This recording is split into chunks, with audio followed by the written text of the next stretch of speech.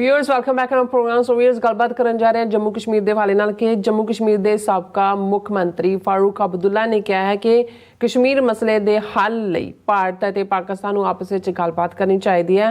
उन्हां अनुसार जे इस मसले का गलबात राहीं हल ना कढ़िया गया तो कश्मीर की हालत जिहड़ी है गजा वाली होण जा रही है। सो इस बारे आपां गलबात करन जा रहे हैं और जिहड़े तुहाडे लाइव मैसेज ने वो भी इंटरटेन करांगे। सो असीं चाहांगे कि तुसीं इसी तरह जुड़े रहना, देखण सुणन लई या लिखण लई तुहाडा सब दा बहुत बहुत धन्नवाद जी। राज साहब की विचार ने? देखो, गजा दे विच बीते 24 घंटे सब तो ज़्यादा खतरनाक रहे। वड्डी गिणती दे विच ਬੰਬਾਰਡਮੈਂਟ ਦੇ ਵਿੱਚ ਸਿਵਿਲੀਅਨ ਬੱਚੇ, ਬਜ਼ੁਰਗ, ਬੀਬੀਆਂ ਮਾਰੇ ਗਏ। ਇਹ ਯੂਨਾਈਟਿਡ ਨੇਸ਼ਨਸ ਨੇ ਵੀ ਇਹ ਰਿਪੋਰਟ ਕੀਤਾ ਔਰ ਕੋਈ ਵੀ ਜਿਹੜਾ ਇਸ ਵੇਲੇ ਦੇ ਬਾਵਜੂਦ ਕਿ ਟੈਂਪਰੇਰੀ ਸੀਜ਼ ਫਾਇਰ ਦਾ ਮਤਾ ਵੀ ਆਇਆ, ਅਮਰੀਕਨ ਐਡਮਿਨਿਸਟ੍ਰੇਸ਼ਨ ਨੇ ਵੀ ਜ਼ਬਾਨੀ ਕਲਾਮੀ ਥੁੱਕੀ ਵੜੇ ਪਕਾਏ, ਲੇਕਿਨ ਨੇਤਨਯਾਹੂ ਜਾਂ ਦੂਸਰਾ ਉਸ ਨੂੰ ਕੋਈ ਵੀ ਪਿੱਛੇ ਠੱਲਣ ਵਾਲਾ ਨਹੀਂ ਹੈ क्योंकि उन्होंने भी पता है भी अल्टीमेटली कुछ चीज़ा सिर्फ PR दे लई ने। जो पॉलिसी चल रही है वो गजा नूं वेला करा के जो इन्हां दा ग्रेटर इजराइल डिज़ाइन है उस पासे वल जाना। लेकिन क्योंकि ये सारे मुद्दे दे उत्ते भारत बड़ी बुरी तरह कुड़िक्की दे विच फसिया है, जिवें यूक्रेन दे मुद्दे दे उत्ते भी उसका दोगलापन सामने आया और इस सारे दे चलदे एक पासे उन्होंने जिथे 2 स्टेट फार्मूले की हमायत करने की गल वक्ती तौर पर की, पर असी देखते हैं भी इस पीरीयड कतर दे विच इन्हां दे 8 आला नेवी के ऑफिसर जिहड़े डैथ सेंटेंस इन्होंने दित्ती है मोसाद दे लई काम कर रहे सी। इसे तरह असी जे भारत दे विच देखो भी जिस लैवल के उत्ते इजराइल के झंडे घरां दे बाहर और दूसरा और मोदी ने जिहड़ा कुछ अरसा पहला उन्होंने नाल डील बनाई सी कि जे असी 1 लाख इंडियन वर्कर तुहानूं देंगे। हुण जिहड़े फलस्तीनी बेघर हो के बेरोज़गार कढ़े जा रहे हैं, भारत उन्होंने प्रोवाइड करेगा बंदे, ज़ाहिर है इजराइल की मदद करना।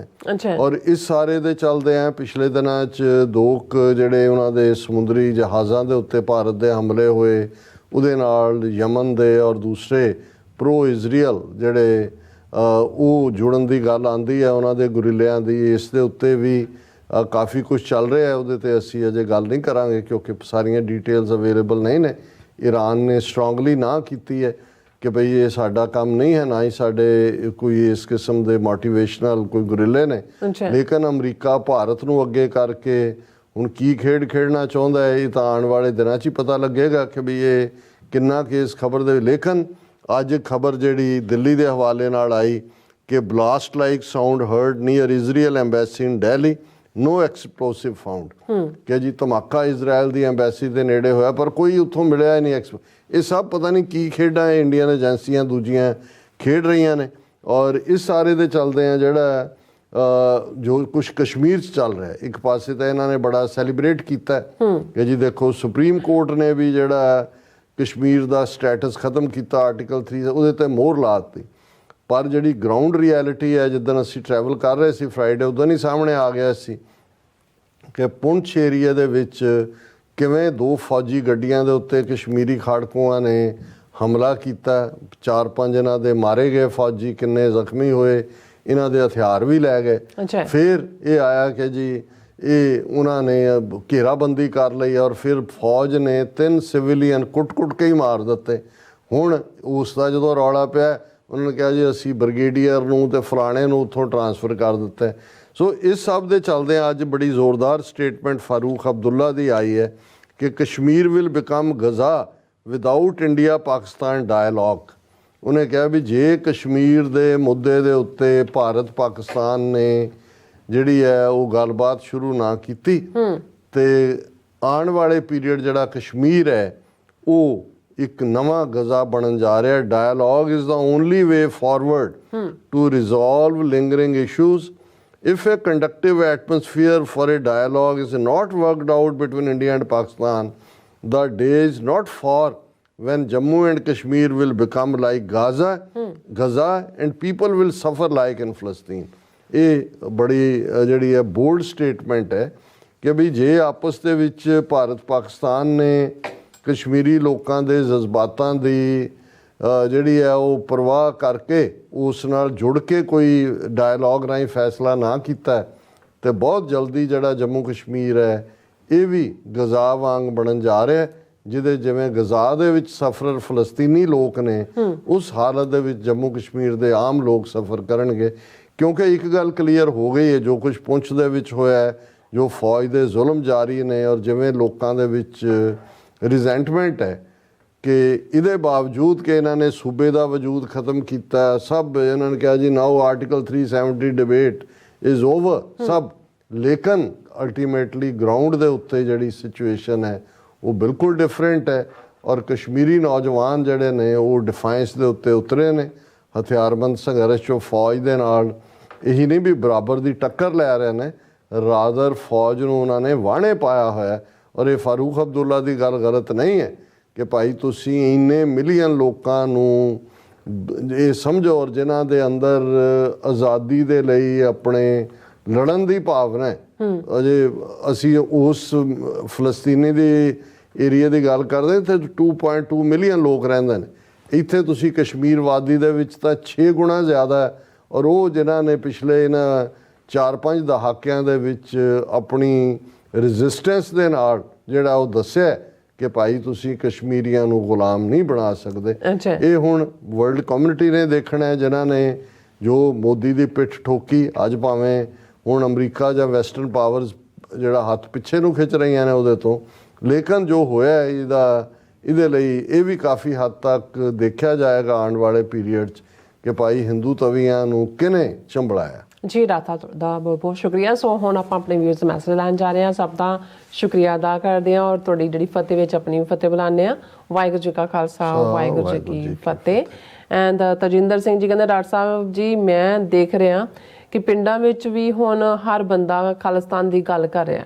So nice. ਐਂਡ ਇੰਦਰਜੀਤ, ਬਹੁਤ ਚੰਗੀ ਗੱਲ ਹੈ, ਤੁਸੀਂ ਚੰਗੀ ਖਬਰ ਸਾਨੂੰ ਸੁਣਾਈ। ਯੈਸ, ਇੰਦਰਜੀਤ ਸਿੰਘ ਵਾਹਿਗੁਰੂ ਵਾਹਿਗੁਰੂ ਵਾਹਿਗੁਰੂ ਕਹਿੰਦੇ ਨੇ ਕਿ ਜੀ ਕੋਟ ਕੋਟ ਪ੍ਰਣਾਮ ਸ਼ਹੀਦਾਂ ਨੂੰ।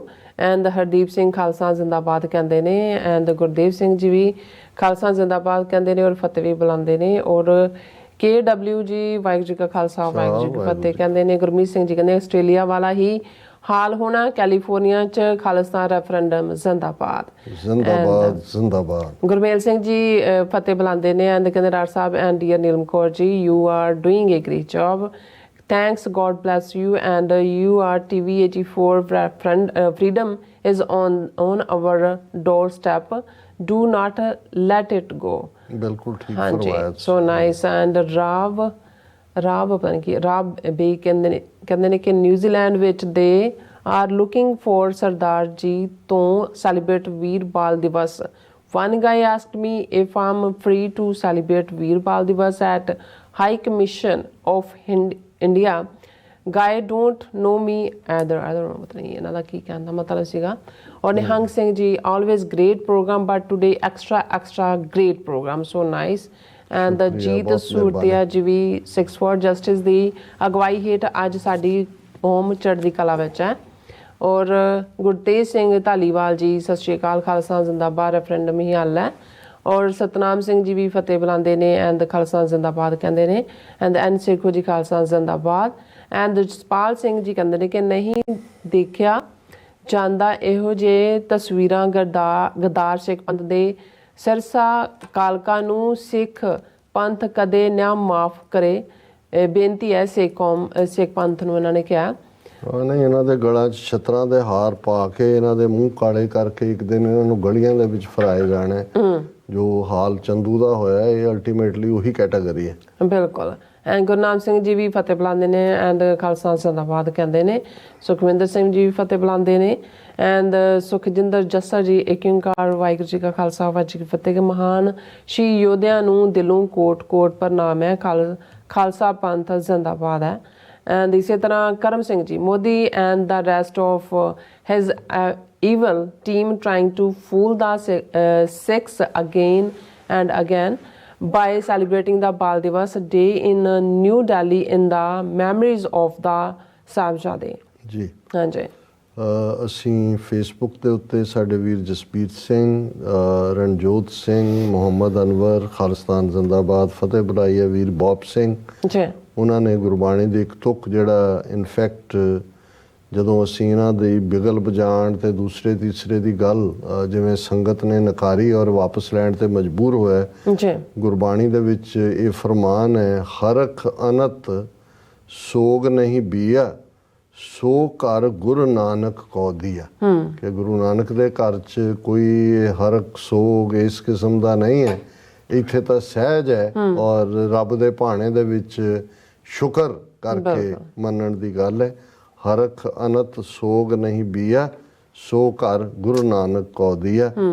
ਦਵਿੰਦਰ ਸੰਧੂ ਔਰ ਦਲਜੀਤ ਸਿੰਘ ਕਹਿੰਦੇ ਨੇ ਬਾਈ ਜੀ ਫਾਰਸੀ ਉਹਨਾਂ ਨੇ ਜ਼ਫਰਨਾਮੇ ਦੀ ਗੱਲ ਕੀਤੀ ਤੇ ਦੀਪ ਸਿੰਘ ਕਹਿੰਦੇ ਬਹੁਤ ਚੰਗਾ ਹੁੰਦਾ ਜੇ ਸਾਡੇ ਪੰਜਾਬ ਦੇ ਸਕੂਲਾਂ ਵਿੱਚ ਫਾਰਸੀ ਵੀ ਸਿਖਾਉਂਦੇ ਤੇ ਉਹ ਹਰ ਇੱਕ ਭਾਸ਼ਾ ਜੋ ਗੁਰੂ ਗ੍ਰੰਥ ਸਾਹਿਬ ਦੇ ਵਿੱਚ ਮੌਜੂਦ ਹੈ ਖਾਲਿਸਤਾਨ ਬਣ ਲਵੇ ਤੇ ਲਾਗੂ ਕੀਤੀ ਜਾਏ।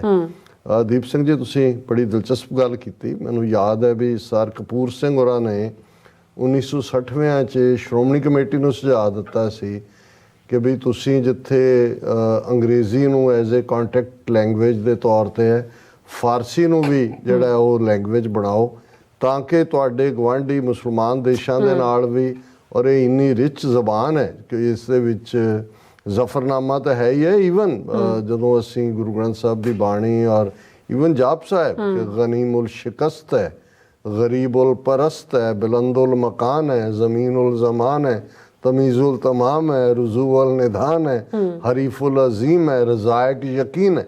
ਹੁਣ ਇਹ ਪਰਸ਼ੀਅਨ ਹੈ, ਫਾਰਸੀ ਹੈ ਔਰ ਤੁਸੀਂ ਠੀਕ ਕਿਹਾ ਕਿ ਭਾਈ ਜਦੋਂ ਸਾਡਾ ਮੁਲਕ ਗੁਰੂ ਨੇ ਸਾਨੂੰ ਬਖਸ਼ਿਆ ਅਸੀਂ ਜਿੱਥੇ ਵੱਧ ਤੋਂ ਵੱਧ ਮੁੱਢਲੇ ਤੌਰ ਤੇ ਤਾਂ ਜ਼ਾਹਰ ਹੈ ਪੰਜਾਬੀ ਸਟੇਟ ਲੈਂਗੁਏਜ ਹੋਏਗੀ, ਲੇਕਿਨ ਇਹਨਾਂ ਸਾਰਿਆਂ ਨੂੰ ਐਨਕਰੇਜ ਕੀਤਾ ਜਾਏਗਾ।